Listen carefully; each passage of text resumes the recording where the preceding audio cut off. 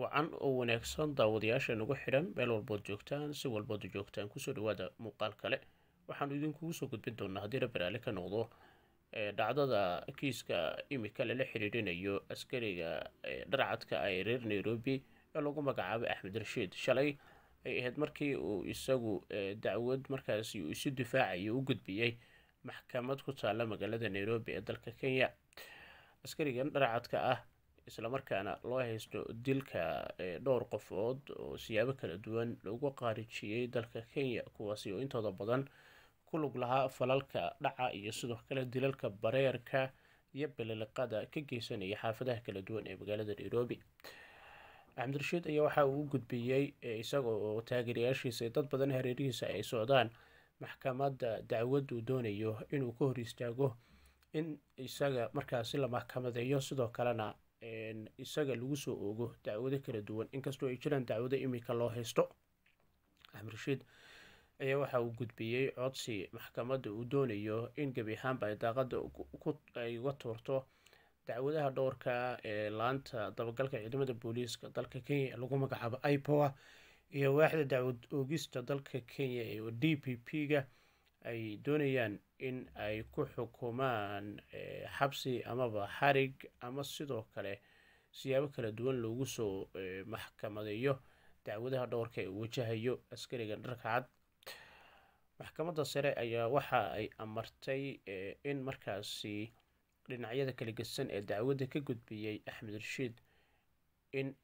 dhankooduna ay soo gudbiyaan wixii caddeemo ay hayaan, iyadoo dacwaddan loo dhigay ama loo aasteeyey 8 bisha Diseembar. ugu dambeyn waxaa la odhan karaa axmed rashiid guul ayaa usoo hoyatay, maadaama maxkamadda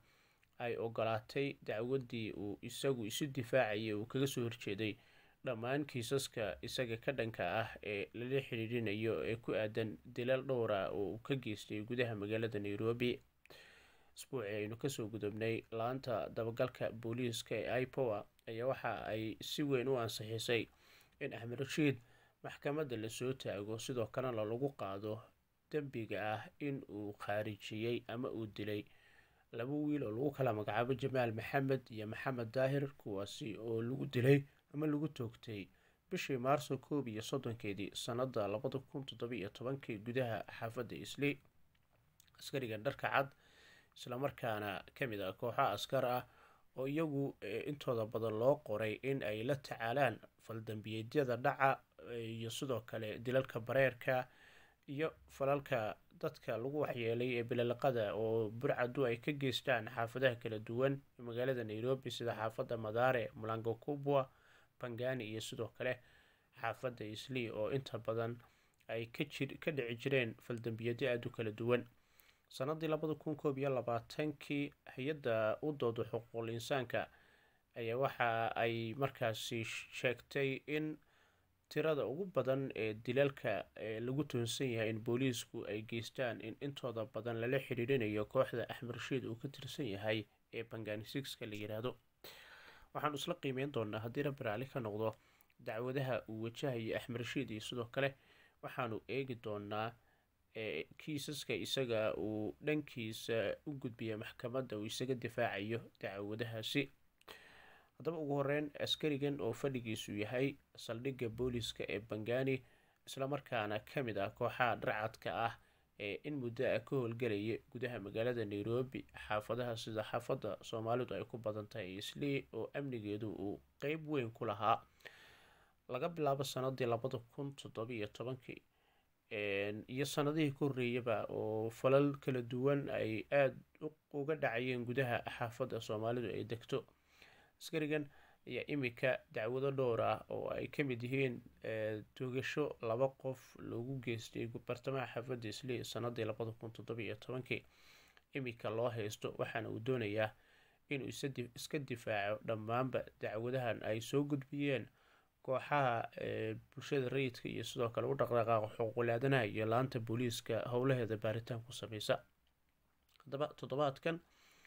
maalinimadii aynu kasoo gudubnay ee arbacada ayuu axmed rashiid waxa uu u dhaqaaqay maxkamadda, waxaana uu halkaasi u gudbiyey dhowr markaasi cadeymo ku aadan in uu doonayo in gebi ahaanba la laalo kiiska isaga ka dhanka ah. axmed rashiid ayaa sidoo kale ka dalbanaya maxkamadda in uu ka helo ogolaasho ku aadan in gebi ahaanba lagu hor istaago dacwadda la doonaya in lagu qaado isbuuca inagu soo aadan bisha Diseembar 8 marka ay ku beegan tahay ee ku aadan dilka labada wiil ee isaga si toosa loogu haysto. haddaba qaar ka mid a dukumentiyada maxkamadda u gudbiyey ayaa waxaa ku jira dacwadahan kala duwan axmed rashiid dhankiisa uu isaga difaacayo kiiska isaga loo haysto. waxa uu markaasi kooxda dacwadda kusoo ogtay oo ay ka mid yihiin hay-adda howlaha booliiska dabagal ku sameysa ay ku eedeynayaan axmed rashiid in dhowr maroo hore uu ka biyadiiday ilaa 11 jeer inuu kasoo hormuuqdo si su-aalo loogu weydiiyo gudaha la-aantaasi u qaabilsan dabagalka booliiska. sidoo kalena la-anta 5 sano ay ku qaadatay in ay soo ururiso cadeymo, sidoo kalena ay soo gabagabayso kiiska dilka ah ee dusha looga saaray axmed rashiid. qaar ka mid ah dad markaasi u badnaa dad aada u taageersanaa axmed rashiid ayaa iyagu mudaharaad ku sameeyey gudaha xafiiska waaxda dacwad oogidda dalka Kenya, kuwaasi oo ay doonayeen in gebi ahaanba maxkamadda iyo ilaamaha kala duwan ee dacwadaha kusoo oogaya axmed rashiid in ay ka laabtaan kiiskaasi. halkudhigyo boorar ay ku qoran yihiin Free Rashiid, ciidamada booliiska nafsadoodu waa muhiim ama Police Lives Matter ayaa ka mid ah waxyaabaha markaasi boorarkaasi ay ku qornaayeen. haddii aynu eegno dhinaca isaga dacwadiisa uu doonayo in dib u eegis lagu sameeyo ayaa waxaa inta badan ku jira kooxihii ilaa labada wiil ee la sheegay in axmed rashiid uu ku lug lahaa dilkoodii oo si toosa muuqaalka baraha bulshada u qabsaday laga soo duubay isaga oo markaasi tooganaya. intooda badan uu isaga dhankiisa cadeynayo in labadaasi wiil ay ka mid ahaayeen kooxo burcad ah oo qalqal gelinaysa amniga xaafadda Soomaalidu ay degan tahay ee Islii. wax yar ka hor inta falkaasi lagu qaadin waxa ay dhac ka geysteen gudaha xaafadda Islii, waxaana ay dhaceen nin lagu magacaabo Cali Nuur Cusmaan, kaasi oo ay ka qaateen telefoonkiisa gacanta, sidoo kalena lacag dhan 200,000 ay ka dhaceen. warbixinta axmed rashiid uu gudbiyey ee uu kaga soo horjeedo in dacwadda isaga ka dhanka horey loogu sii dhaqaajiyay ayaa waxaa sidoo kale ku jira in kooxo booliis ah oo isagu ka mid ahaa in badigoob dheer kadib ay la kulmeen kooxo burcad ah kuwaasi oo dhac ka geysanayay dukaamo ku yaala xaafadda Islii, waxaana ay siteen ama ay ku hubeysanaayeen qoryo iyo bistoolado. haddaba iska horimaad u dhexeeya booliiska iyo sidoo kale kooxahaasi ayaa waxaa lagu waxyeelay qaar ka mid a dadkii weerarka soo qaaday ee dhaca geysanaysay, inkastoo ay siteen hub. iyaga qudhoodu waxa ay leeyahay ka xoogeen ciidamada booliiska qori booliisku ay lahaayeen oo ay dadku ku dhibaateeyeen. sidoo kale isla warbixinta axmed rashiid dhankiisa u gudbiyey ayaa ka mid ahaa in wax yar ka hor inta uusan toogashada qaadin in lagu soo wargeliyey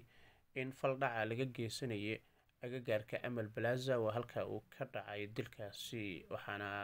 axmed rashiid uu sheegay in sidoo kale kooxdan ay soo weerartay in lagu magacaabo Axmed Cabdulaahi Maxamed, kaasi oo ay ka qaateen telefoonkiisa nooca Samsung-ka xilligaasi sanadii 2017. si kastaba axmed rashiid ayaa iminka wuxuu doonayaa in maadaama sida sharcigu qabo booliisku marka lasoo weeraro ay la gudboon tahay inuu isagu isdifaaco, sidoo kalena uu difaaco isla markaana ilaaliyo hantida shacabka iyo dadweynaha, in falkaasi uu u qaaday si uu u ilaaliyo hantida dadweynaha. kiiskan ayaa lasoo hadal qaadaya 8 bisha Diseembar. dadka baraha bulshada isticmaala ayaa intooda badan u ololeynaya axmed rashiid, isla markaana dowladda Kenya ka codsanaya in ay ka laabato kiiska ay kusoo oogtay askarigan lagu magacaabo axmed rashiid ee dharka cad.